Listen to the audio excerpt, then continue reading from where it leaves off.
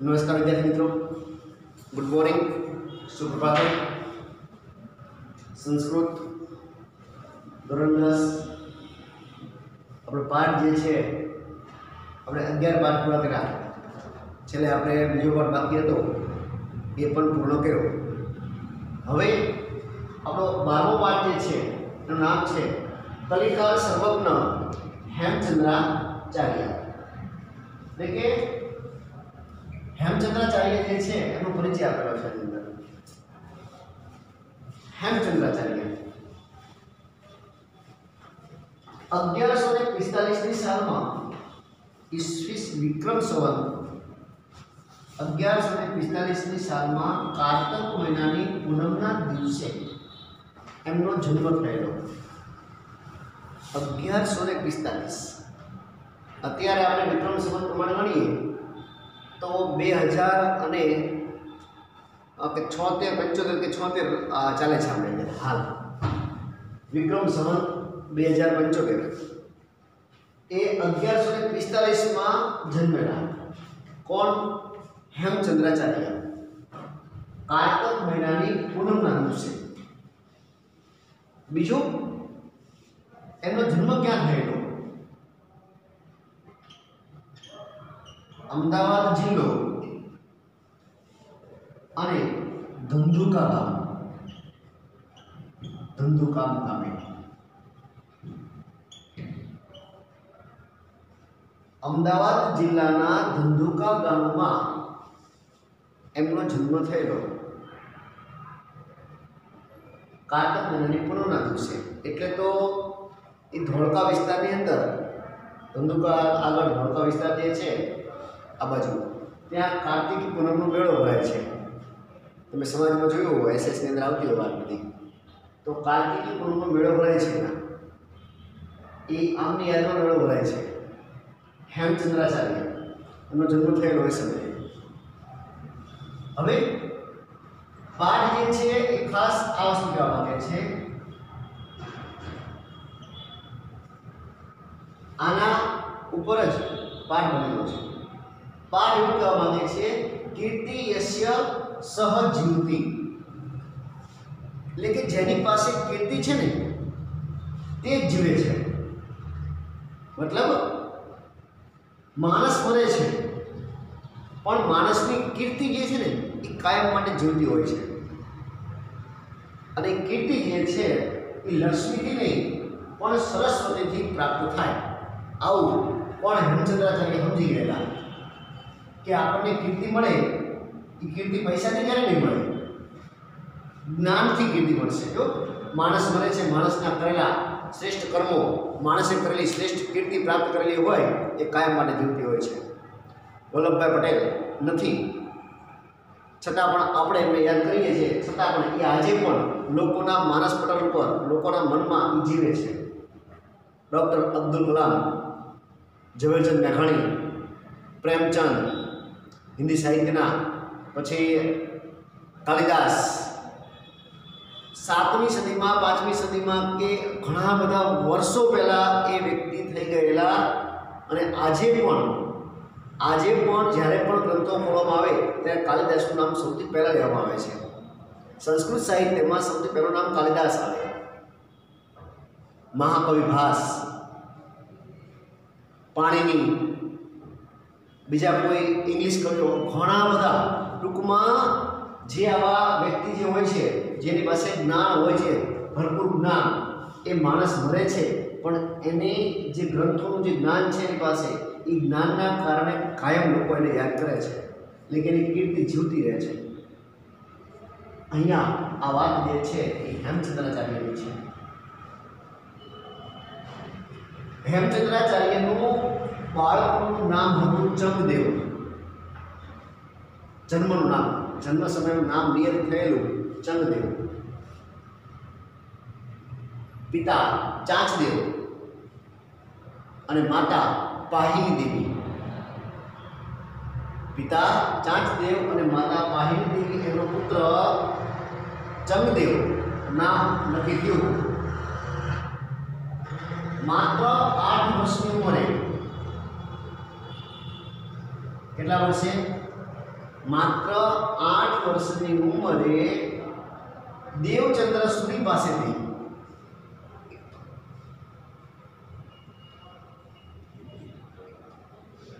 કેટલા વર્ષની ઉંમરે માત્ર 8 વર્ષ થયા અને 8 વર્ષની ઉંમરે દેવચંદ્ર સૂરી એક વિદ્વાન હતા, એમની પાસેથી દીક્ષા લીધી. દીક્ષા લેવો, દીક્ષા દીક્ષા એટલે ઘર બાર છોડીને જ્ઞાન પ્રાપ્તિ માટે ઘર બાર છોડીને એ નીકળી ગયેલા ભક્તિ માટે, જ્ઞાન માટે. એટલે કે ગૃહત્યાગ, 8 વર્ષની ઉંમરે ગૃહત્યાગ કરી દીધો અને એનું નવું નામ બન્યું સોમચંદ્ર. શું નામ બન્યું? સોમચંદ્ર. કેટલા વર્ષની ઉંમરે? 8 વર્ષની ઉંમરે. પછી 21 વર્ષની ઉંમરે એમને સૂરીપદ પ્રાપ્ત થયું. કયું પદ? સૂરીપદ. જે એમના ગુરુજી હતા, જેમની પાસે દીક્ષા લીધી દેવચંદ્ર સૂરી, એમની પાસે જે પદ હતું સૂરીપદ, એક પ્રકારની પદવી, ઉપાધિ, ડિગ્રી, આપણે કેમ પીએચડી, બધું જ સાહિત્ય જ્ઞાન ભણીને પછી પીએચડી કરે, એ પીએચડીની પદવી પ્રાપ્ત થાય. એ વખતે એવી પદવી હતી સૂરીપદ. એ કેટલા વર્ષની ઉંમરે? 21 વર્ષની ઉંમરે એમને સૂરીપદ પ્રાપ્ત થયો અને નવું નામ મેળવ્યું હેમચંદ્ર સૂરી નામથી ઓળખાણ. કયા નામથી? હેમચંદ્ર સૂરી. અને એ આગળ જતા ઘણા બધા ગ્રંથોની રચના કરી. ઘણા બધા ગ્રંથોની શું કરી? એમને રચના કરી. અને એ ગ્રંથોની રચના કરી અને જ્ઞાનના કારણે એમને આચાર્ય પદ પ્રાપ્ત થયું. કયું પદ પ્રાપ્ત થયું? આચાર્ય પદ. એટલે કયા નામથી ઓળખાણા? હેમચંદ્રાચાર્ય. ગુજરાતનું નાક કહેવાય. જ્ઞાનની બાબતમાં સંસ્કૃત સાહિત્યમાં ગુજરાતનું નાક કહેવાય એ હેમચંદ્રાચાર્ય. 21 વર્ષની ઉંમરે એમને સૂરીપદ પ્રાપ્ત થઈ ગયું. હવે બીજી વાત આપણે કરીએ. એ જ્યારે હેમચંદ્ર હતા, હેમચંદ્રાચાર્ય, એ જ સમયગાળામાં એટલે કે 1100ની સાલમાં જ એ વખતના ગુજરાતનો રાજવી હતો સિદ્ધરાજ જયસિંહ. કોણ? સિદ્ધરાજ જયસિંહ. નામ સાંભળ્યું હોય બધાએ, બરાબર ને? સિદ્ધરાજ જયસિંહ જે છે ને, એનો વઢવાણ સાથે બહુ સારો એવો સંબંધ હતો. જ્યારે સુરેન્દ્રનગર જિલ્લાના આજુબાજુના ગામ જ્યારે હતા નહીં ને, સુરેન્દ્રનગરનો જન્મ નહોતો થયેલો,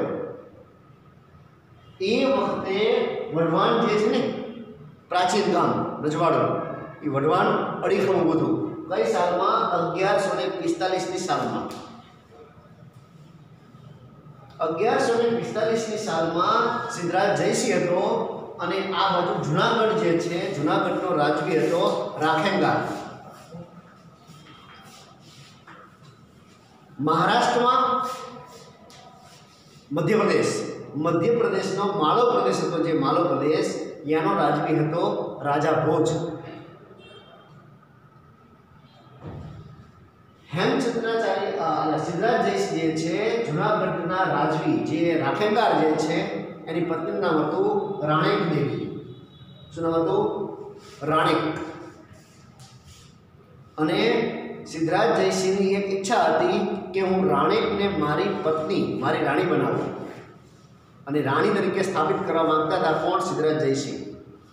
અને એના લગ્ન કોની સાથે થઈ ગયા? રાખેંગાર સાથે. એટલે ત્યારથી રાખેંગાર સાથે દુશ્મનાવટ થઈ ગઈ. કોને? સિદ્ધરાજ જયસિંહને. અને એવું કહેવાય છે કે સિદ્ધરાજ જયસિંહ જે છે ને, એ સિદ્ધરાજ જયસિંહ જુનાગઢ ઉપર ચડાઈ કરે છે. સિદ્ધરાજ જયસિંહ પાટણનો રાજા હતો. પાટણમાં એની રાજગાદી હતી, બરોબર? પાટણ.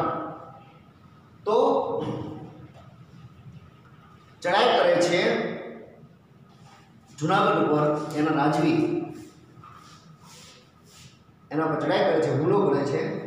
અને ત્યાં એનો વધ કરીને એની પત્ની જે છે રાણી એને લઈને પોતે આવી જાય છે. પણ એવું કહેવાય છે કે પાટણ, અણહિલપુર પાટણ, ત્યાંથી સિદ્ધરાજ જયસિંહ જ્યારે જતો યુદ્ધ કરવા જુનાગઢ, ત્યારે વચ્ચે વઢવાણ આવતું અને વઢવાણમાં એ રાત્રિ રોકાણ કરતો પોતાના સૈન્ય સાથે. આખું જે સમુદાય હોય પોતાનું સૈનિકોનું, એની સાથે એ અહીંયા વઢવાણમાં એક દિવસ રાત્રિ રોકાતો. જ્યારે પણ એ આમ જાય દૂર ત્યારે વઢવાણમાં એ નિવાસ કરે, વઢવાણમાં રાત્રિ રોકાય. એટલે એવું કહેવાય છે કે વઢવાણના રાજી સાથે એને સારો એવો સંબંધ હતો અને કંઈક આપવાની ઈચ્છા થઈ કે ભાઈ વઢવાણમાં હું કાયમ રોકાઉં છું, મહેમાનગતિ કરું છું, મારા સૈનિકો સાથે અહીંયા રોકાઉં છું, તો મારે કંઈક વઢવાણને ભેટમાં આપવું જોઈએ, કંઈક વઢવાણને મારે ભેટમાં દેવું જોઈએ. તો એ વખતે વઢવાણને ભેટમાં આપવા માટે એવું કહેવાય છે કે વઢવાણની ફરતો ગઢ, વઢવાણ જે છે ને એની ફરતો આવી રીતે ગઢ બનાવ્યો છે.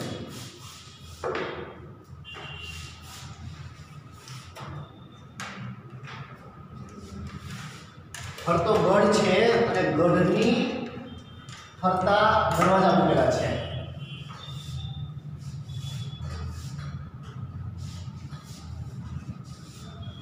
જેને પેલા હાલમાં પોળ કહેવાય છે. શું કહેવાય? પોળ. ધોરી પોળ, ખારવાની પોળ, ખાંડી પોળ, લાખુ પોળ. વઢવાણમાં જતા હોય તો ક્યાં હોય?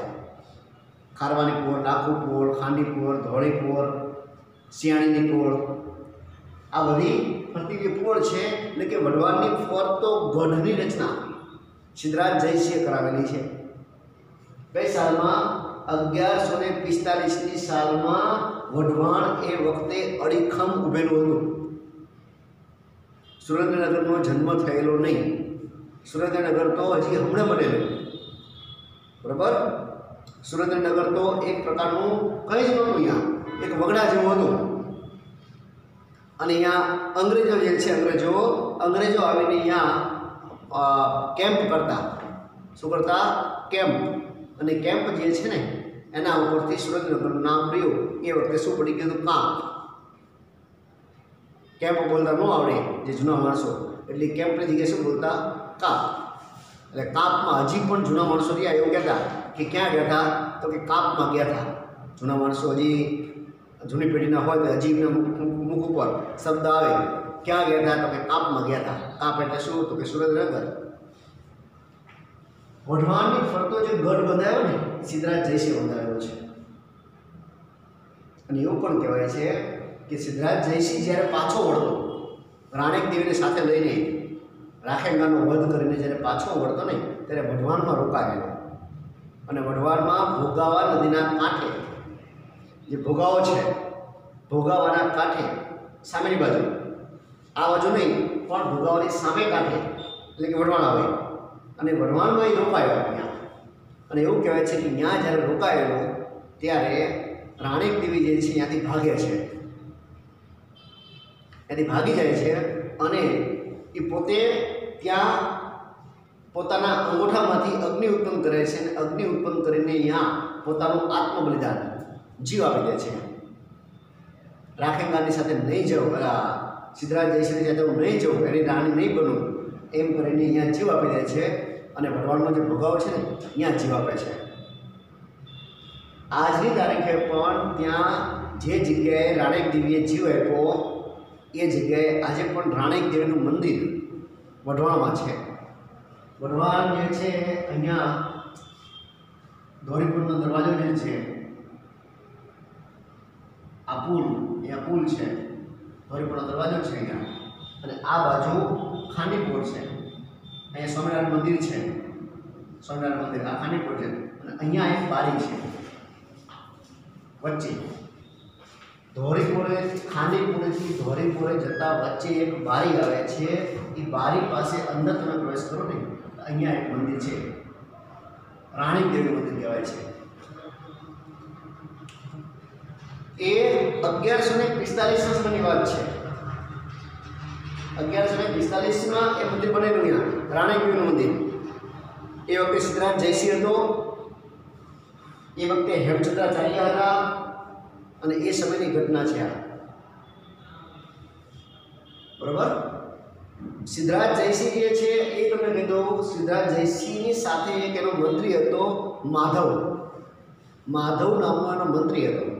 હવે જ્યારે પણ એ લડાઈ કરવા જાય ત્યારે મંત્રી પણ એના સૈનિકો સાથે હોય, સૈન્ય દળ સાથે એ મંત્રી જે છે એ પણ। હવે મંત્રીને પણ ઈચ્છા થઈ કે મારા રાજવી વઢવાણ માટે આવો ગઢ બંધાવે છે, વઢવાણને ભેટમાં આપવા માટે, તો હું પણ કંઈક ભેટમાં આપું, વઢવાણની યાદી સ્વરૂપે કંઈક આપું, મારે પણ કંઈક વઢવાણને આપવું છે મહેમાનગતિ સ્વરૂપે। એટલે એ વઢવાણની વચ્ચે એક વાવ બંધાવે છે। શું બંધાવે છે? વાવ બંધાવે છે, વાવનું ખોદકામ કરાવે છે વઢવાણમાં।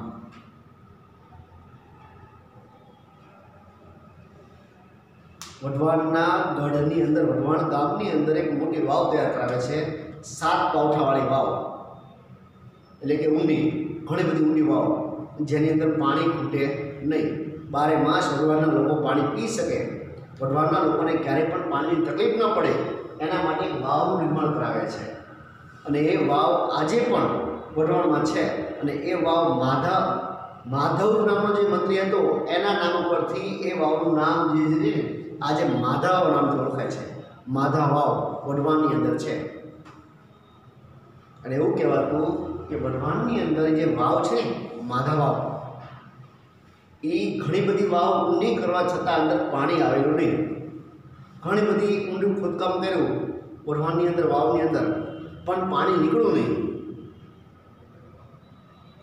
જ્યોતિષ પાસે જોશ જોડાયા, જ્યોતિષે જોશ જોયા કે ભાઈ આની અંદર પાણી નહીં નીકળવાનું કારણ શું? આવડી મોટી વાવ કરી, જો પાણી ન નીકળે તો આ વાવ તો વ્યર્થ છે, તો કંઈક તો કરવું પડશે ને, આટલી બધી ઊંડી ખોદશે તો પાણી કેમ ન નીકળે? અને એ વાવનું ખોદકામ કરીને જ્યોતિષ પાસે જોશ જોડાવ્યા। જ્યોતિષે એવું કીધું કે કોઈ નવ દંપતી, પરિણીત નવ દંપતી હોય, નવું પરિણેલું દંપતી હોય, અને એ જો આની અંદર બલિદાન આપશે, જીવતા બલિદાન આપશે વાવની અંદર, તો આ વાવની અંદર પાણી છૂટશે। અને એ વખતે એક નવ દંપતી જે છે ને એ વાવની અંદર પત્ની જે છે મોળીઓ ચૂંદડી જે ઓઢીને, બરાબર, મોળીઓ ચૂંદડી ઓઢીને પતિ પત્ની એની અંદર પ્રવેશ કરે છે, માથે સાફો બાંધીને એ પ્રવેશ કરે છે પતિ તે પત્ની બંને, અને પછી એ વાવની અંદર પાણી આવે છે, એ માધવ વાવ આજે પણ વઢવાણની અંદર છે। વઢવાણની ફરતો ગઢ છે, વઢવાણની ફરતા 6 દરવાજા જે છે, 6 એના એવા દરવાજા બનાવેલા છે, અને પછી એક છેલ્લે 9 દરવાજો બનાવ્યો, એટલે હાલ એ 7મો દરવાજો નવા દરવાજા નામથી ઓળખાય છે। આ સિદ્ધરાજ જયસિંહ સાથેનો સંબંધ હતો એનો વઢવાણનો, પાઠમાં ઉલ્લેખ નથી આવતો એ બધી વઢવાણની વાત, આ તો હું તમને કહું છું કે 1145ની સાલમાં વઢવાણ ગામ હતું, આજુબાજુના એકેય ગામ જ્યારે ન હતા, એકેય ગામનો જન્મ પણ નહોતો થયેલો, ત્યારે વઢવાણ અડીખમ ઊભેલું હતું। પ્રાચીન સમયમાં જૂનું ગામ છે, જુનાગઢ છે, મૂળી છે, સાયલા છે, ધાંગધ્રા છે, આ બધા રજવાડા હતા, લખતર, અમદાવાદ બધા હતા, મોરબી, કચ્છ, માંડવી, તો વઢવાણ પણ એટલા સમય હતું। ઓકે, તો બધી વાત છે। કદાચ તમને એ ખબર હોય તો એ કહું કે જ્યારે ક્યાંય આજુબાજુમાં ટ્રેનની શરૂઆત ન થઈ હતી, ક્યાંય ટ્રેનની શરૂઆત નહોતી થઈ, એ વખતે વઢવાણની અંદર ટ્રેન આવતી હતી, વઢવાણથી સાયલા। જ્યારે આજુબાજુના કોઈ વિસ્તારમાં ટ્રેનની વ્યવસ્થા ન હતી ત્યારે વઢવાણથી સાયલા સ્પેશિયલ ટ્રેન દોડાવવામાં આવતી। વિચારો કે અત્યારે હાલ વઢવાણથી સાયલા જવા માટેની ટ્રેનની વ્યવસ્થા નથી, બરાબર, પણ એ સમયે સૌથી પહેલી શરૂઆત ક્યાં થયેલી? ક્યાં? તો કે વઢવાણથી સાયલાની સ્પેશિયલ ટ્રેન। તો એવો વઢવાણનો ક્રેઝ હતો, વઢવાણ એવું ગામ હતું। આવી રીતે ગઢથી આખું રચાયેલું, ફરતા 7 દરવાજા, એક બારી, વઢવાણની બારી, રાણીપીરનું મંદિર, હવા મહેલ, જે વઢવાણનું નાક કહેવાય એ આ બધું વઢવાણમાં છે. પાઠમાં આપણે વાત કરીએ તો 1145ની કાર્તિકી પૂર્ણિમા એમાં જન્મ થયેલો એમનો હેમચંદ્રાચાર્યનો.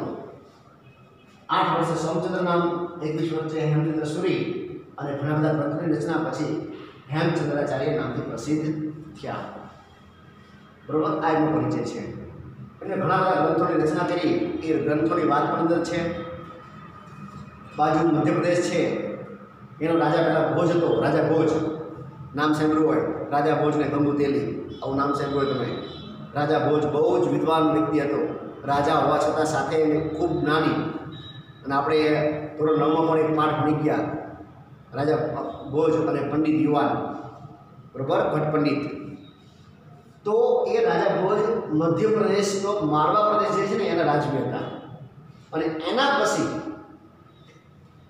એ તો બહુ પહેલાં થઈ ગયેલા, પણ સિદ્ધરાજ જયસિંહ જ્યારે ગુજરાતનો રાજવી હતો ત્યારે માળવામાં એનો રાજા હતો યશોવર્મા. કોણ? યશોવર્મા. 12મી સદીમાં. કઈ સદીમાં? 12મી સદીમાં એનો રાજા હતો યશોવર્મા. અને આ બાજુ ગુજરાતનો રાજવી હતો કોણ? સિદ્ધરાજ જયસિંહ. અને આનું જ રાજ શાસન ક્યાં હતું કે અણહિલપુર પાટણ. પાટણ ગુજરાતનું મુખ્ય સ્થળ હતું કે અણહિલપુર પાટણ. અણહિલ નામનો ભરવાડ જે હતો એના ઉપર નામ પડેલું અણહિલપુર પાટણ. 12મી સદીની વાત છે આ. અને પાઠમાં આપણે એ વાત છે, એવું કહેવાય છે કે સિદ્ધરાજ જયસિંહ 12મી સદીમાં યશોવર્મા ઉપર ચડાઈ કરે છે. ત્યાં માળવા ઉપર. માળવા ઉપર ચડાઈ કરે છે પોતાના રાજ્યનો વિસ્તાર વધારવા માટે અને સંપત્તિનો ખજાનો જે છે એ ખજાનો ભરવા માટે, પોતાનો ખજાનો ભરવા માટે એ 12મી સદીમાં યશોવર્મા ઉપર ચડાઈ કરે છે માળવા ઉપર. અને અહીંયાની બધી જ વસ્તુ શું કરે છે? લઈ લે છે. એને હરાવે છે રાજા યશોવર્માને. રાજા યશોવર્માને હરાવે છે અને આની બધી સંપત્તિ પર કોનો હક થઈ ગયો? સિદ્ધરાજ જયસિંહનો. સિદ્ધરાજ જયસિંહ ત્યાંથી બધી વસ્તુ લઈ લે છે. ધનના ભંડારો, સોના મોહરો બધું લઈ લે છે. ધનના ભંડારો, સોના મોહરો જે હતી એની સાથે અહીંયા એક પ્રસિદ્ધ પુસ્તકાલય હતું. ક્યાં? માળવાની અંદર એક પ્રસિદ્ધ પુસ્તકાલય હતું, રાજ્યની અંદર જ. અને એ પુસ્તકાલયની અંદર રાજા ભોજે બનાવેલા ઘણા બધા ગ્રંથો હતા. એ ગ્રંથોના કારણે રાજા ભોજની ખ્યાતિ આખા ભારત દેશમાં, આખા વિશ્વ લેવલે હતી. ગ્રંથોના કારણે બધું જ લૂંટી લે. કોણ? સિદ્ધરાજ જયસિંહ. અને બધું જ લઈને પાછો આવે. ક્યાં? ગુજરાતમાં અણહિલપુર પાટણ. જ્યારે પાછો આવે છે ત્યારે જે અહીંના જૈન મુનિઓ જે રહ્યા એ ખંભાત મુકામે એનું સ્વાગત કરે છે. ક્યાં? ખંભાત. ખંભાત મુકામે જૈન મુનિઓ બધા રહ્યા ને એ આ રાજાનું સ્વાગત કરે છે. અને એ જૈન મુનિઓ જે હતા એમાં અગ્રેસર હેમચંદ્ર સુરી પણ હતા. કોનું સ્વાગત કરવામાં? સિદ્ધરાજ જયસિંહનું સ્વાગત કરવામાં, આપણા રાજવીનું સ્વાગત કરવામાં આ બધા જૈન મુનિઓ હતા. એમાં હેમચંદ્ર સુરી પણ હતા. અને હેમચંદ્ર સુરી આ સ્વાગત કરે છે. સિદ્ધરાજ જયસિંહ આવે છે, પાટણમાં પહોંચી જાય છે. અને પછી એને વિચાર આવે છે, એક દિવસ બેઠો વિચાર કરે છે કે મારી પાસે આટલી બધી સંપત્તિ છે, મારી પાસે આટલી બધી સંપત્તિ છે, છતાં રાજા ભોજ પાસે જે કીર્તિ છે ને એવી કીર્તિ મને મળી નથી. કેમ? એનામાં એવું શું છે જેના કારણે આખો દેશમાં, આખા ભારત દેશમાં પ્રસિદ્ધ છે? અને મારી પાસે ઘણી સંપત્તિ છે, છતાં મારી એવી ખ્યાતિ એમના જેવી નથી. કેમ? અને પછી એને વિચાર આવ્યો, એવું કહેવાય છે, પછી એમને વિચાર આવે કે ફેર એટલો છે કે ઓલો જે છે ને રાજા ભોજ એ જ્ઞાનના કારણે પ્રસિદ્ધ છે. કોના કારણે? જ્ઞાનના કારણે. મારી પાસે ધન તો છે પણ એવા ગ્રંથો નથી કે જેવા રાજા ભોજે બનાવેલા ગ્રંથો છે ને એવા ગ્રંથો અહીંયા કોઈ બનાવ્યા નથી, જેના કારણે આ રાજ્યની એવી કીર્તિ છે નહીં જેવી રાજા ભોજની છે. કારણ કે રાજા ભોજે ગ્રંથ બનાવેલો સરસ્વતી કંઠાભરણમ, અને સરસ્વતી કંઠાભરણમ નામનો ગ્રંથ આખા ભારત લેવલે, આખા વિશ્વ લેવલે પ્રસિદ્ધ હતો. સંસ્કૃત સાહિત્યનો ગ્રંથ સરસ્વતી કંઠાભરણમ. તો મારે પણ એવા ગ્રંથો બનાવવા જોઈએ જેનાથી મારી કીર્તિ પણ કેવી બને, રાજા ભોજ જેવી બને. આવો વિચાર કોને આવ્યો? સિદ્ધરાજ જયસિંહને. અને સિદ્ધરાજ જયસિંહ જે છે આવા વિચારને ધ્યાનમાં રાખીને એ વિચારે કે મારે પણ આવા ગ્રંથોની રચના કરવી છે. એટલે બધા આવા વિદ્વાનોને મળે છે. એમાં સૌથી નામ એમને આગળ આવે છે કોણ? હેમચંદ્રાચાર્યનું. કે આપણા રાજ્યની અંદર એક એવો વ્યક્તિ છે જે આવા વિશાળ ગ્રંથોની રચના કરી શકે, પ્રસિદ્ધ ગ્રંથોની રચના કરી શકે એવું એની પાસે જ્ઞાન છે. એટલે સિદ્ધરાજ જયસિંહ પોતે હેમચંદ્રાચાર્યને મળવા જાય છે. અને હેમચંદ્રાચાર્યને મળવા જાય છે અને અહીંયા જઈને વિનંતી કરે છે કે હે મુનિ, તમે કોઈ ગ્રંથની રચના કરો જેનાથી તમારી કીર્તિ અને મારી કીર્તિ, આ બંનેની કીર્તિ કેવી થઈ જાય? અમર થઈ જાય. લોકો આપણને બંનેને યાદ કરે. આવા ગ્રંથોની તમે રચના કરો. જે કંઈ જોઈએ એ બધું હું તમને પૂરું પાડીશ. પણ મારી વિનંતી છે કે તમે આવા ગ્રંથોની રચના કરો. સિદ્ધરાજ જયસિંહની વાતને માન આપીને હેમચંદ્રાચાર્યએ એક ગ્રંથ રચવાની શરૂઆત કરી અને એ ગ્રંથ તૈયાર કર્યો. 8 ભાગની અંદર 8 ભાગમાં એ આખો ગ્રંથ બનાવ્યો અને એ ગ્રંથનું નામકરણ આપ્યું. એ નામ હતું ગ્રંથનું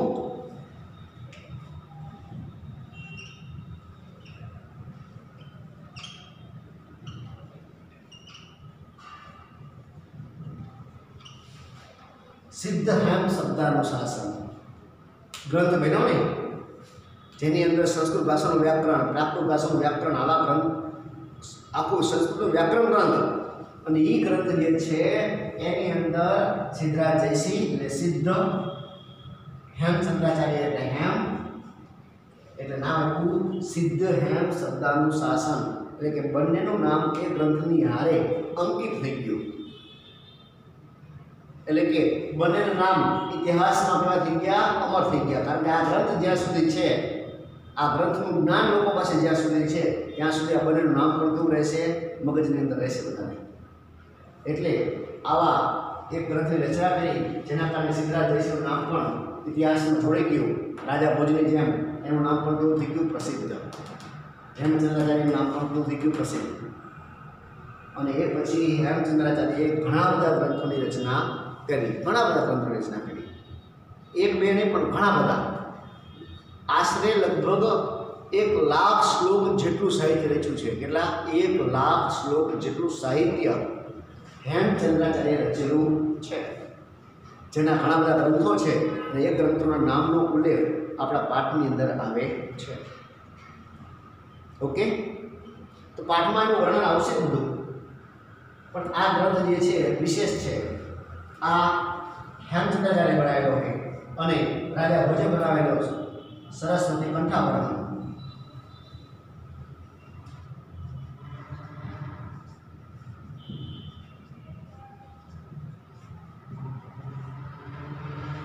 આ રાજા ભોજે બનાવેલો અને આ હેમચંદ્રાચાર્ય બનાવેલો. બંને ગ્રંથો એવા આખા વિશ્વ લેવલે પ્રસિદ્ધ, ભારત દેશ લેવલે પ્રસિદ્ધ. સંસ્કૃત સાહિત્યમાં ટોચનું સ્થાન ધરાવતા એવા ગ્રંથો છે બંને. એક રાજા ભોજ સાથે જોડાયેલો અને બીજો હેમચંદ્રાચાર્ય સાથે. પણ એની સાથે સિદ્ધરાજ જયસિંહનું નામ પણ શું કરી દીધું? જોડી દીધું. આવી ખ્યાતિ એટલે તો કહે છે ને ભાઈ કે કીર્તિ યસ્ય સહજીવતી. જેની પાસે કીર્તિ છે ને એ જ જીવે છે. અને આ કીર્તિ પ્રાપ્ત કરી હેમચંદ્રાચાર્યએ. એટલે એનું નામ કાયમ માટે કેવું રહેશે? જીવતું. આખા ગુજરાતમાં, આખા ભારતમાં, વિશ્વ લેવલે જ્યાં પણ આ ગ્રંથ છે ત્યાં સિદ્ધરાજ જયસિંહનું નામ અને હેમચંદ્રાચાર્યનું નામ અમર છે. માણસ ગમે એટલા પૈસા ભેગા કરે, ગમે એટલું કમાય, પણ દુનિયા એને કાયમ માટે યાદ રાખતી નથી. પણ જેની પાસે કીર્તિ છે ને એ કાયમ જીવતો હોય છે. વલ્લભભાઈ પટેલ હોય, ઝવેરચંદ મેઘાણી હોય કે પછી અબ્દુલ કલામ હોય, કાયમ માટે લોકોના માનસ પટલ ઉપર એ વ્યક્તિનું નામ અંકિત થઈ જશે. ગાંધીજી છે, આવા ઘણા બધા વ્યક્તિઓ બની ગયા કે જેની પાસે જ્ઞાન, જેને બીજા માટે કંઈક કર્યું છે, એ વ્યક્તિનું નામ કાયમ માટે કેવું રહેશે? જીવતું રહેશે. એ વ્યક્તિ કાયમ જીવતો રહે છે. દાનેશ્વરી કર્ણ છે નહીં અત્યારે, પણ છતાં દાનની વાત આવે એટલે કોને યાદ કરીએ છીએ? આપણે કર્ણને યાદ કરીએ છીએ. તો અહીંયા એવી વાત છે. પાઠ આપણે થોડોક શરૂઆત કરીએ. જો ચિત્રમાં આપેલા છે હેમચંદ્રાચાર્ય. થોડો પાઠ શરૂ કરીએ આપણે. વિક્રમસ્ય દ્વાદશ્યામ શતાબ્દ્યામ સિદ્ધરાજ જયસિંહ માલવ વિજય કૃતવાન. જો ઉપરનું ગુજરાતી છે, આપણે વાંચવું નથી, કારણ કે આપણે જે વાત કરી છે એ બધી જ વાત અંદર આવી જાય છે. ઓકે, એટલે આપણે એ નહીં જોઈએ, સીધું પાઠ શરૂ કરીએ. વિક્રમસ્ય દ્વાદશ્યામ શતાબ્દ્યામ સિદ્ધરાજ જયસિંહ માલવ વિજય કૃતવાન. એટલે કે વિક્રમની 12મી સદીમાં, વિક્રમ સંવત 12મી સદીમાં, અત્યારે વિક્રમ સંવતની 21મી સદી ચાલે છે, બરાબર? પણ આ 12મી સદીની વાત છે. એટલે કે આજથી કેટલા વર્ષ પહેલાં? તો કે 12મી સદી અને 21મી સદી, એટલે કે આજથી 900 વર્ષ પહેલાં વઢવાણ હતું અડીખમ. 900 વર્ષ પહેલાં વઢવાણ અડીખમ ઉભેલું. જ્યારે સુરેન્દ્રનગર તો હજી સુરેન્દ્રનગરના 100 વર્ષ થયા, 100 વર્ષ પૂરા નથી થયા. 75 વર્ષ હમણે 75મો જન્મદિવસ હતો હમણે. તો વિક્રમની 12મી સદીમાં સિદ્ધરાજ જયસિંહે માલવ વિજય કૃતવાન, માળવા ઉપર વિજય પ્રાપ્ત કર્યો. કોના ઉપર? માળવા. માળવા એટલે હાલનું શું? મધ્યપ્રદેશ, જેને માલવ પ્રદેશ પણ કહેવાતું, અને રાજા ભોજ એને ધારાનગરી પણ કહેતા, ધારાનગરી. વિક્રમની 12મી સદીમાં સિદ્ધરાજ જયસિંહે માળવા ઉપર વિજય પ્રાપ્ત કર્યો. વિજય અનંતરમ જયસિંહ નૃપતિ યશોવર્મણમ સર્વમ ધનમ ગૃહીત્વા અણહિલપુર પ્રત્યાગતવા. શું કહે છે? વિજય મેળવીને પછી જયસિંહ રાજા યશોવર્માનો, કોનું? એ વખતે કોણ રાજા? યશોવર્મા. ખરેખર એની અગાઉ કોણ થઈ ગયા? 7મી સદીમાં રાજા ભોજ, પણ એ તો 7મી સદીમાં થઈ ગયેલા. હવે આપણે સિદ્ધરાજ જયસિંહની વાત કરીએ આપણે, તો યશોવર્મા હતા એમની સામે, બરોબર? વિજય મેળવીને જયસિંહ રાજા યશોવર્માનું સર્વમ ધનમ ગૃહીત્વા, બધું જ ધન લઈને, ત્યાંનું બધું જ ધન લઈ લીધું. કોણે? સિદ્ધરાજ જયસિંહે. ચડાઈ કરી, રાજાને હરાયો, એનું બધું જ ધન લઈને ક્યાં આવી ગયા? અણહિલપુર પાટણ પ્રત્યાગતવા. જો અણહિલપુર લખ્યું છે, અણહિલપુર એટલે કયું? પાટણ, હાલનું પાટણ, અને એ વખતનું નામ શું હતું? અણહિલપુર. વિજય મેળવીને જયસિંહ રાજા યશોવર્માનું બધું જ ધન લઈને અણહિલપુર પાટણ પાછા ફર્યા. પ્રતિ આગતવા, પ્રતિ અને એ તરફ પાછા વળ્યા, બરાબર? અહીંથી ગયા હતા, પાછા આવ્યા.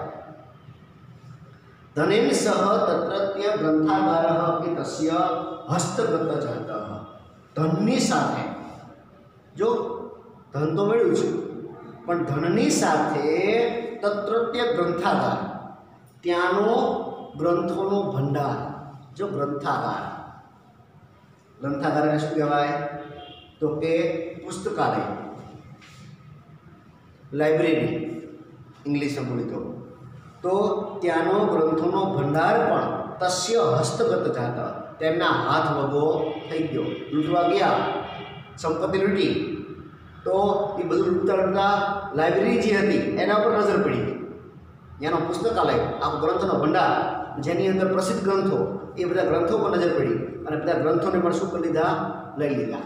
હવે ગ્રંથો લૂંટવાથી પોતાનું નામ પ્રસિદ્ધ થાય નહીં. કોઈ લખેલો ગ્રંથ લ્યો, એના પર આપણું નામ લખવાથી આપણે કંઈ પ્રસિદ્ધ ન થઈ જઈએ. ગ્રંથો લઈ લીધા, પણ ગ્રંથોની અંદર રહેલું જ્ઞાન, એના માટે વિચાર કરે સિદ્ધરાજ જયસિંહ. ધનની સાથે ત્યાંના ગ્રંથોનો ભંડાર પણ તેમના હાથમાં આવી ગયો. અસ્મિન ગ્રંથાગારે બહવઃ અનુપમાઃ ગ્રંથાઃ આસન. આ ગ્રંથોના ભંડારમાં ઘણા બધા, એક બે નહીં, ઘણા બધા અનુપમ ગ્રંથો હતા. અનુપમ જેની ઉપમા આપી શકાય નહીં એવા ગ્રંથો, કોઈની સાથે સરખાવી ન શકાય એવા ગ્રંથો, અદ્ભુત ગ્રંથ જ્યાં ક્યાંય જોવા ન મળતા હોય એવા ગ્રંથો હતા. ક્યાં? માળવાની અંદર લાઇબ્રેરીમાં. કોણે લખેલા? રાજા ભોજે લખેલા. ધન શું કહે છે? આ ગ્રંથોના ભંડારમાં બહવઃ અનુપમા ગ્રંથાઃ આસન, એટલે કે ઘણા બધા અનુપમ ગ્રંથો હતા. તે શું? એટલે કે તે બધામાં, એ જે ગ્રંથોનો ભંડાર હતો ને એ બધામાં ભોજેર વિરચિતમ, એટલે કે રાજા ભોજે રચેલો. કોણે રચેલો? તે બધા ગ્રંથોમાં રાજા ભોજે રચેલો સરસ્વતી કંઠાભરણ નામનો, કયા નામનો? સરસ્વતી કંઠાભરણ નામનો પ્રસિદ્ધ ભોજ વ્યાકરણ ગ્રંથ પણ એક હતો. જે ગ્રંથો લૂટ્યા ને એમાં સરસ્વતી કંઠાભરણ નામનો ગ્રંથ થયો ને એ પણ આની અંદર હતો. એ પણ કોના હાથમાં આવી ગયો? સિદ્ધરાજ જયસિંહના હાથમાં. ઓકે, આ એક પેરેગ્રાફ પૂરો થયો હતો. ફરીવાર બોલી દઉં છું આ કાર્યક્રમ ભાષાંતર, અને પછી આપણે અહીં રાખી દઈએ. નેક્સ્ટ લેક્ચરમાં આપણે આગળ ચલાવશું. ઓકે, એકવાર બોલું છું, ધ્યાન રાખશો. અંદર વિક્રમની 12મી સદીમાં, કઈ સદીમાં? 12મી સદીમાં સિદ્ધરાજ જયસિંહે માળવા ઉપર વિજય પ્રાપ્ત કર્યો. વિજય મેળવીને પછી જયસિંહ રાજા યશોવર્માનું, કોનું? રાજા યશોવર્માનું બધું જ ધન લઈને અણહિલપુર પાટણ પાછા ફર્યા. પ્રતિ આવતવાર એ તરફ આવવું. ધનની સાથે ત્યાંનો ગ્રંથોનો ભંડાર પણ તસ્ય હસ્તગત જાતા, તેમના હાથમાં આવી ગયો. આ ગ્રંથોના ભંડારમાં ઘણા બધા અનુપમ ગ્રંથો હતા. એક બે નહીં, ઘણા બધા અનુપમ ગ્રંથો, એટલે કે જેની ઉપમા ન આપી શકાય એવા ગ્રંથો હતા. તેમાં રાજા ભોજે રચેલો સરસ્વતી કંઠાભરણ નામનો પ્રસિદ્ધ ભોજ વ્યાકરણ ગ્રંથ પણ એક હતો. ઓકે, તો અહીંયા પહેલો પેરેગ્રાફ જે છે આપણો એ પૂરો થાય છે. અહીંયા આપણે પહેલો પેરેગ્રાફ પૂરો કરીએ છીએ. નેક્સ્ટ લેક્ચરમાં આપણે આ પાઠને આપણે આગળ લઈ જઈશું. ઓકે, ત્યાં સુધી અહીંયા ધન્યવાદ. ફરી મળશું નવા લેક્ચરમાં. આભાર.